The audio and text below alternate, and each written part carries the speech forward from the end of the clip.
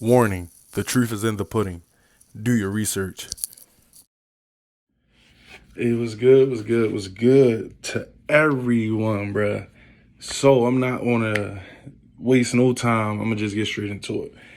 The Biden administration, bruh, been using Facebook as a strong arm. And if they're using Facebook, they're using Twitter. And if they're using Twitter, then they're using everything else. That's why Trump hasn't been on Twitter until Elon Musk took control of the shit. You get what I'm saying? But this situation, bruh, I'm telling you, watch the video to the end. For the life of me, watch it to the end, bro. Because this going to give you a whole nother perspective on what's been going on this whole time. I'm telling you. It's crazy. But with no further ado, it's at your own discretion, for real. Yes, for taking the time to meet earlier today. Wanted to make sure you saw the steps we just took this past week to adjust policies and what we are removing with respect to misinformation. That included, I'm quoting, increasing the strength of our demotions for COVID and vaccine-related content. On April 16th, 2021, Rob Flaherty at the White House circulated a Zoom meeting invitation stating White House staff will be briefed on vaccine misinfo. On April 7th, 2021, a Facebook employee thanked the CDC for responding to misinformation queries. We'll get moving now to be able to remove all but that one claim as soon as the announcement and authorization happens. On July 28th, 2022, that's this year, a Facebook employee reached out to CDC about doing a monthly misinfo/debunking meeting. CDC responded, yes, we would love to do that.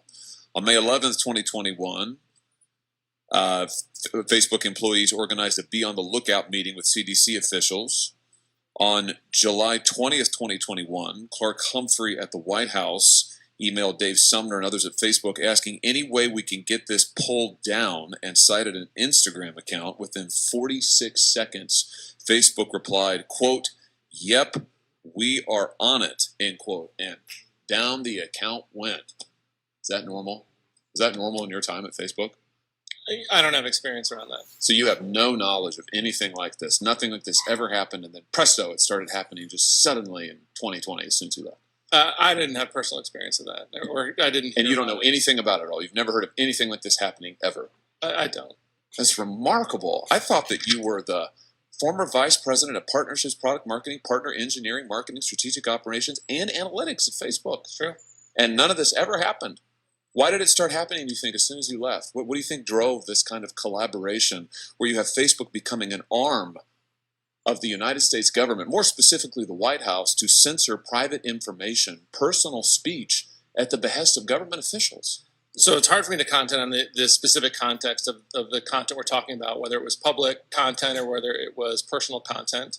I do know that from what I've read, and probably the same documents you have access to, that there were a lot of steps taken around COVID response and COVID misinformation that may have presented a unique scenario and a unique situation where the company took steps to coordinate that way.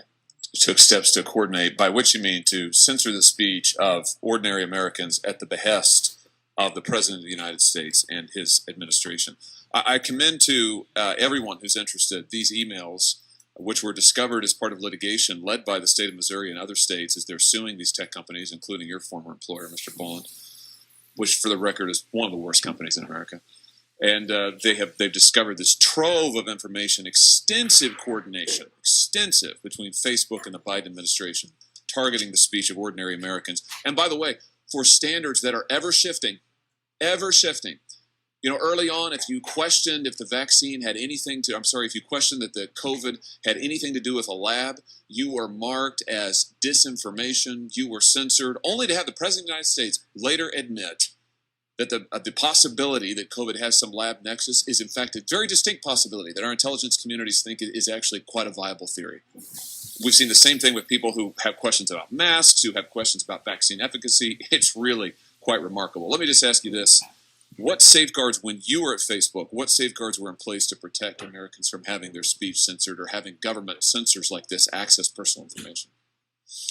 So during my time there, the company my experience, the company is more reluctant to take down speech and very careful about trying to remove content. I also don't think the company studied the content on the platform as heavily as you would like. You don't think that so they didn't do things like they were not like what they were doing later when they were looking at particular private Instagram accounts and removing them at the behest of the White House? You're saying that didn't happen while you were there? That's not a scenario that I ran across. It's hard for me to comment on a COVID pandemic response, which I think a lot of things were outside of the norm. I'll just say this: I find it hard to believe that suddenly Facebook became an entirely different entity and was interfacing with the United States government in an entirely different way only when COVID happened. I mean, maybe, but I doubt it.